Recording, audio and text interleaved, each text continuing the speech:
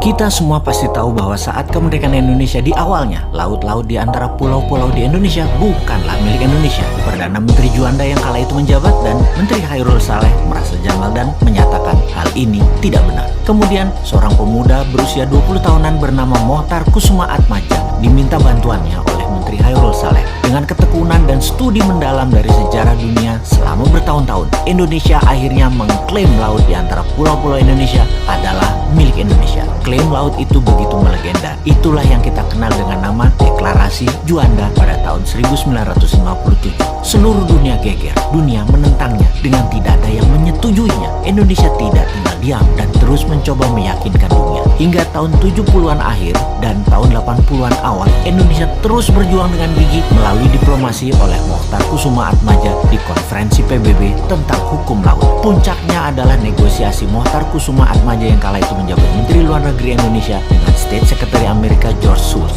Dengan kelihayan seorang Mohtar, akhirnya dunia menyetujui bahwa Indonesia adalah negara kepulauan dan laut di antara pulau-pulau adalah laut milik Indonesia. Semua itu tertera dalam putusan Konvensi Hukum Laut UNCLOS atau United Nations Convention on the Law of the Sea. Waktu berjalan hingga lebih 30 tahun saat ini, di mana baru-baru ini seorang pakar hukum laut Profesor Myron Norquist menyatakan dulu ada seorang Indonesia yang bernama Mohtar. Ketika dia bicara, semua orang bergetar. Salut dan respek kita untuk pahlawan maritim Indonesia, Bapak Mohtar Kusuma Atmaja. Kemudian kita harus bagaimana? Ketika nanti Newmind mendapat mandat, perjuangan Pak Mohtar Kusuma Atmaja akan kita lanjutkan dengan lobby tingkat dunia. Deklarasi Juanda dilanjutkan dengan deklarasi Daulat Maritim, di mana seluruh kapal, baik komersial, kapal pribadi maupun militer yang melewati laut di tengah pulau-pulau Indonesia, terutama kapal niaga, harus bayar asuransi. Asuransi senilai 0,5% dari nilai barang yang diangkut. Ketika telah membayar pajak, ada bendera dinaikkan di ujung tiang kapal tersebut, semacam materai yang artinya sudah taat bayar cukai asuransi Indonesia. Dunia akan marah, ya iyalah, tapi kita harus bisa bagi-bagi permen. Kita harus pandai berbagi. Singapura dan Malaysia misalnya dapat 5-10%.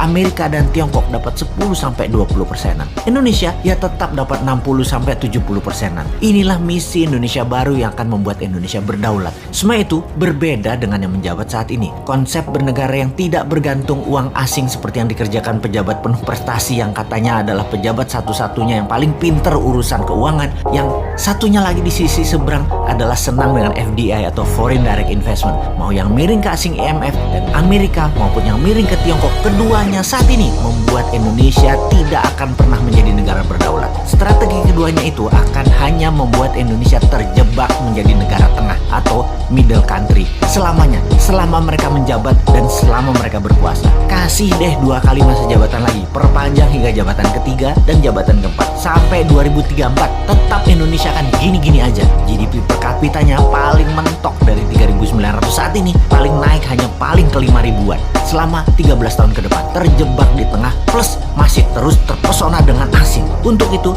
Indonesia harus berubah, harus berani, harus kompak, harus satu visi, satu misi, yaitu membuat Indonesia berdaulat. Salah satunya kedaulatan laut beserta kemanfaatan laut serta isinya. Selama ini iya, wilayah itu wilayah Indonesia. Kita sekarang minta lebih lagi karena kita mengurusi kerusakan lingkungan laut akibat 100.000 kapal asing melewati perairan Indonesia tanpa kita dapat benefit apapun, terutama benefit finansial. Kita tekor. Sahabat muda, zaman berubah cepat. Indonesia harus lebih dihargai. Pak Mohtar adalah pahlawan maritim Indonesia dan kita akan lanjutkan perjuangan beliau. Ambil kedaulatan laut dengan membuat semua yang melewati bayar cukai asuransi. Diharapkan dengan nilai barang 2.000 billion atau 2 triliun dolar, 0,5% yang kurang lebih Indonesia mendapat 200 triliunan rupiah per tahunnya. Lumayanlah buat nyicilin hutang pejabat lama yang bisanya ngutang dengan etalase membangun pakai dana asing plus dilengkapi pasukan media buzzer sebagai alat pembenaran agar terlihat sukses. Intinya semua yang dikerjakan sekarang yang penting jadi sohor dan populer.